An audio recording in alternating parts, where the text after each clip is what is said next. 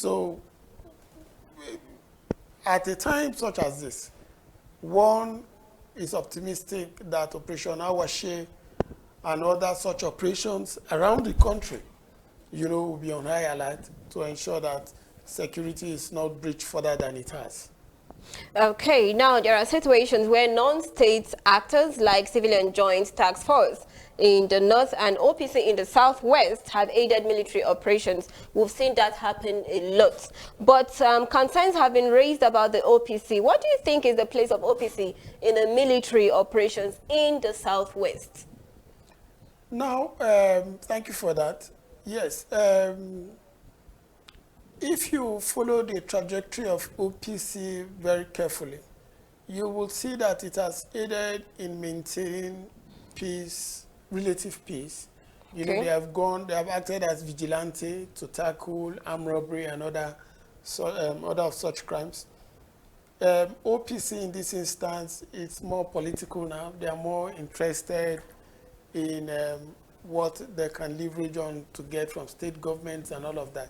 And with the establishment of Abetoku, that has legal backing of most state houses of assembly in the southwest, the leverage, the powers in which the OPC used to have has greatly diminished. But that said, they are going to act as useful intel to the military because they clearly understand the terrain better, and the probability does exist that some of the people in Operation Awashe may not be indigenous Yoruba speakers. You understand? So you need to work with groups like OPC that have established some set of fear, within the local communities in enforcing law and order. Even though they are not properly recognized by law, but people have generally accepted that they have acted where law enforcement agencies have been absent or there is a lacuna. So I have no fear that they will work closely with the military. Okay, now let's digress a bit to technology playing a vital role in modern warfare, and given that the Southwest operation has contrasting topography, mangrove, riverine areas, and all of the rest in the likes. Now, what do you make of the deployment of advancements when it comes to technology in such operations? No, yeah, it's very critical. I know that there should be an amphibious division or platoon embedded in the Operation Awashe, and I think that the Navy will also provide some sort of support to the Army. Then the Air Force will be deploying air power and air cover for whatever operation it's happening there. That is why we keep insisting that our military needs to be properly funded. We must invest in technology. Today's warfare isn't about the number of men you have on the battlefield.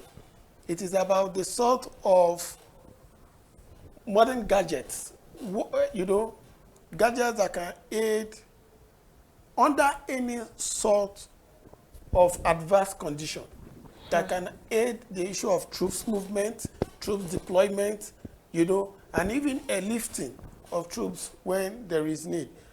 So I think government should also invest in the issue of drones, and heavy duty Humvee equipment for fighting. Tanks, so that when you go to such environment or topography, you can easily master the environment and carry out the role in which you have been assigned. Okay, going backward or referring back to some instances prior to October 2014, pipelines, vandals, and their likes held sways in areas like Fatola, Arepo, Awawa. If you're very familiar with that environment, in the western region, Elekpete and Ibafo in Ogun State, Ishawo, Monkey Village, Ogogoro Island, Igondo, Ikorodu in Lagos State, fearing the words that the Lagos State government in 2018 had to donate 20 patrols and communications vehicles to Operation Awashe. What is the place of the state government in assisting the military in their operations? No, state governments have a very vital role to play. The issue of securing territorial integrity and maintaining law and order across communities, states, isn't just the exclusive preserve of the federal government. You know, that's why it's commendable what the Lagos State government did. One is expecting that other state governments must have been doing the same. Okay. You understand? Because when your state is at peace, when your state is guaranteed security, investors will come there. They will find it a safe haven, you know, for investment.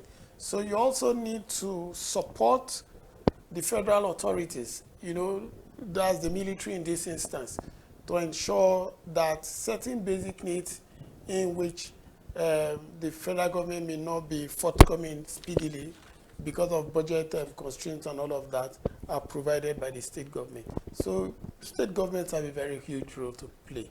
Okay, on a final note, before we round up, how long do you think this operation will last before moving on to a new operation theater? Well, I'm not a military commander, so one expects that after proper evaluation of what has been achieved, the markers that have been set down, you know, for this operation, if it has been achieved to a certain percentage, the military will take that decision to move to a new area of operation. You know, we have too many operations that have stretched the military almost thin. So, but I know that the commanders have that analytical ability to determine when an operation should be called off or should be halted or should be extended. So I leave that for the military commanders to decide. Okay, all right. Before we go, one more thing. As a social or public commentator, as a journalist, and of course, as a chairman of the Nigerian Union of Journalists, FCT, what word would you have to, or what word would you put out to the military commanders, to the operations of Operation Awashe out there to make it better for them? Well, they must not tire. It's a patriotic call. It's a patriotic duty. They have their operational guidelines, and I think my advice is that they should work within the ambit of the operational guidelines, and they should know that they are real heroes in maintaining peace and tranquility in our country, Nigeria. Thank you. Many thanks for coming on the show. Emmanuel Ogbeche is a journalist, a public commentator, and the federal and the chairman of the Nigerian Union of Journalists, the FCT. And that's how we end it for today. Remember to be patriotic. Have passion for your country. Even now that we are having a lot of situation in the country, be vigilant in your community. Contribute with all of your strength towards the safety and development of this country.